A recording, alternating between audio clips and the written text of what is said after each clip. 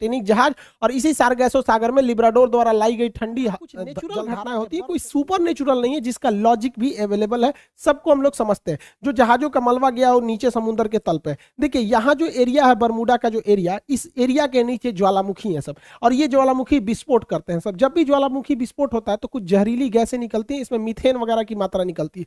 Methane gas वगैरह जब पानी से मिलता है तो उसकी डेंसिटी को एकदम घटा देता है। जब डेंसिटी, समुद्र की डेंसिटी घट जाती है तो जहाजों को डिजाइन किया गया रहता है समुद्र की डेंसिटी के हिसाब से, उसके घनत्व के हिसाब से, ताकि वो ऊपर तैर सके। डेंसिटी घटने की वजह से अचानक वो नीचे धंसने लगती है, और यही वजह है कि वहां अगर कोई तैरने की भी कोशिश करता है तो नहीं तैर पाता है, क्योंकि उनका घनत्व घट जाता है। जैसे मच्छर जो होता है मिट्टी तेल के ऊपर, पानी के ऊपर तैर रहा होता है, आप एक ढक्कन मिट्टी तेल मिला देंगे ना, या तो वो मिट्टी की तेल से सूंघने से नहीं मरता, उसका घनत्व कम हो जाता है और डूब के उसमें मर जाता है। यही घटना यहाँ डूबने के कारण होता है। दूसरा कारण यह है कि बरमूडा के आसपास के एरिया में छोटे छोटे समुद्री पहाड़ हैं सब इस शेप में। जब हवाएं इस पहाड़ से टकराती हैं तो उनमें एक हलचल होने लगता है, जिस हलचल से यहाँ पे एक बवंडर, एक चक्रवात उत्पन्न हो जाता है, और ये बादलों को और वहां के समुद्र के जल को पूरी तरह लहर में बदल देते हैं। और इसमें अगर कोई हवाई जहाज या कोई शिप आ जाता है तो उस चक्रवात के बीच में फंस जाता है, जिससे कि इसमें दुर्घटना हो जाती है। पानी वाली जहाजों के डूबने का तीसरा जो कारण है वो बड़ा सिंपल है, समुद्र के अंदर की पहाड़ियां। समुद्र के अंदर की वो पहाड़ी जो बाहर तक नहीं निकल पाती, उन्हें रीज या कटक कहते हैं। ऐसे कटक इटली और तुर्की के पास बहुत ज्यादा मात्रा में पाए जाते हैं। यहाँ अक्सर जहाज वगैरह गिर जाते हैं, सब नीचे का पेंदी टकरा जाता है। जैसे देखिए ये समुद्र का लेवल है, तो यहाँ पे जहाज चल रही है तो उसको ये नहीं पता है कि नीचे मेरे समुद्र ही है कि नहीं, और नीचे से कुछ पहाड़ी अगर ऊपर आती है तो इसके पेंदी से टकरा जाती है। ऐसी घटना इटली और तुर्की के पास बहुत ज्यादा देखने को मिलती है। आप देखेंगे इटली के तट के पास ही इतना बड़ा जहाज टकरा गया, यहाँ पर एक मालवाहक जहाज टकरा गया, यहाँ पे बड़ी बड़ी शिप टकरा टकरा के गिरी है सब। अब बताइए, ये तो गलती है इन लोग की, जो कैप्टन है, क्योंकि इतने मॉडर्न शिप को अगर गिरा दिए लोग तो गड़बड़ बात है।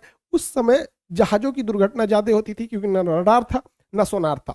आज के वक्त में पूरी बेहतरीन ढंग से रडार है, सोनार है। आज आराम से बरमूडा ट्रायंगल के ऊपर से जहाजें भी पार हो जाती हैं और शिप भी पार हो जाता है, कि उनको सोनार उन्हें बता देता है नीचे चट्टान वगैरह नहीं है। लेकिन पहले ये घटनाएं नॉर्मल थी ऐसे हो जाना। हवाई जहाज की दुर्घटना के पीछे सबसे बड़ा जो कारण है वो हेक्सागोनल क्लाउड का है। हेक्सागोनल 6 मतलब फलकों वाला एक क्लाउड होता है, बादल होता है, जिसे सबसे पहले सैटर्न ग्रह के ऊपर देखा गया था। ये बादल जो होते हैं, आप देखिए ये 6 सतह वाले बादल होते हैं, इस तरह से हेक्सागोनल शेप में ये बादल पाए जाते हैं। यहाँ ना दिखने में छोटा लग रहा है, ये सैटेलाइट से फोटो लिया गया, जबकि इसका एरिया देखेंगे तो 50 किलोमीटर स्क्वायर का एरिया होता है। सोचिए लगभग एक जिला बराबर इसका इतना बड़ा एरिया होता है, उतने बड़े में ये बादल होते हैं। और इस बादल के अंदर हवाएं इतनी बवंडर के रूप में चलती हैं जिनका स्पीड 250 किलोमीटर प्रति घंटा होता है। यानी इसके अंदर हवाएं इतनी तेज होती हैं कि अगर कोई जहाज इसमें प्रवेश कर जाता है तो जहाज को वो तोड़ सकते हैं। तो हेक्सागोनल क्लाउड की वजह से यहाँ पे जहाजों की दुर्घटना होती है, अगर इस हेक्सागोनल क्लाउड में फंस गया तब।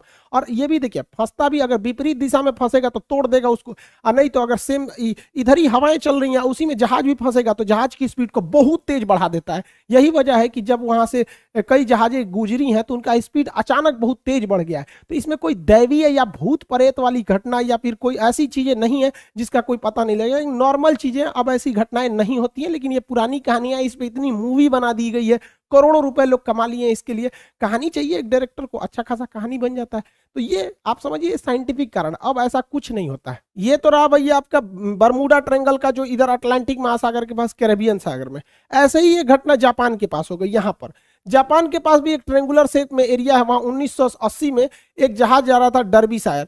ये इतना बड़ा जहाज था जो टाइटैनिक से 2 गुना था। यहाँ कई लाख टन इसमें आयरन ओर की मात्रा भरी हुई थी। अचानक ये डूब गया, इस एरिया में अचानक डूब गया। जापान की सरकारी टीम ने उसे रेस्क्यू टीम भेजा था पता लगाने के लिए, वो भी डूब गई। उसके बाद एक हवाई जहाज से रेस्क्यू टीम भेजा गया, वो भी डूब गया। जापान भी डर गया। बाद में पता चला कि भैया सेम चीजें हैं यहाँ और यहाँ दोनों में, तो इसे एशिया का बरमूडा ट्रायंगल कहा जाता था। हालांकि जापान ने इसका नाम दिया था ड्रैगन ट्रायंगल। जापान के जस्ट नीचे था ये, ड्रैगन ट्रायंगल नाम था इसका, बरमूडा ट्रायंगल। ऐसा ही एक ट्रायंगल भारत में भी पाया जाता है, उड़ीसा में। उड़ीसा का एक एयर स्ट्रिप है, अंग्रेजों ने बनाया था द्वितीय विश्व युद्ध के समय, जिसका नाम था अमाडा एयर स्ट्रिप। अमाडा एयर स्ट्रिप ये उड़ीसा में स्थित है। यहाँ पे लगभग 150 से 200 अमेरिकी जहाजें यहाँ से आपस में टकरा गई, कुछ गिर गई। और इत्तेफाक देखिए, जब भी इनके साथ घटना होती थी, ना कोई वेदर खराब था, ना ही कोई मतलब हेक्सागोनल क्लाउड थे, ना मौसम खराब, ना चक्रवात, ना हवाओं की स्पीड, एकदम नॉर्मल टाइम पे यहाँ जहाजें गिर गई, आपस में आमने सामने जहाजें टकरा जाती थी सब, इतना खराब काम करता था यहाँ पर। हालांकि द्वितीय विश्व युद्ध के समय अमेरिकी जहाजें यहीं पे उड़ान, यहाँ पे लैंड करती थी और जापान पे बम गिराने के लिए यहाँ से भी जाया करती थी। आपको भी पता होगा कि अंडमान निकोबार तक में जापान आ गया था।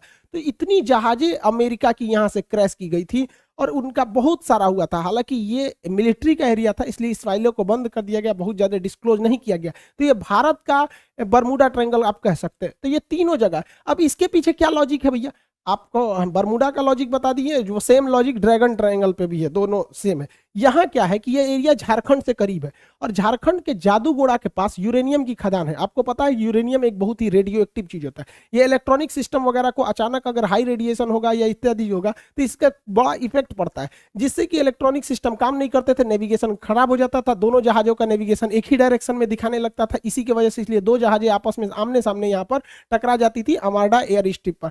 हालांकि ये चीजें आप बहुत कम सुने होंगे क्योंकि ये मिलिट्री वाला जो एयरबेस होता है उसकी बहुत ही चीजों को टॉप सीक्रेट ही रखा जाता है। आप तीनों तरह के ट्रायंगल को देखें, इत्तेफाक देखिए, ये वाला है बरमूडा ट्रायंगल और यहाँ पर है प्रशांत महासागर, अटलांटिक महासागर में, प्रशांत महासागर में है यहाँ पर ड्रैगन ट्रायंगल और भारत में है यहाँ पर आपका आर्माडा एयर स्ट्रिप। अगर आप इसको देखिएगा अक्षांश तो तीनों एक ही अक्षांश पे आएंगे सब, आपको देखिए तीनों एक ही लेटीट्यूड पे लगभग आ जाते हैं। तो ये एक इत्तेफाक कह सकते हैं, हालांकि सबके पीछे साइंटिफिक कारण है।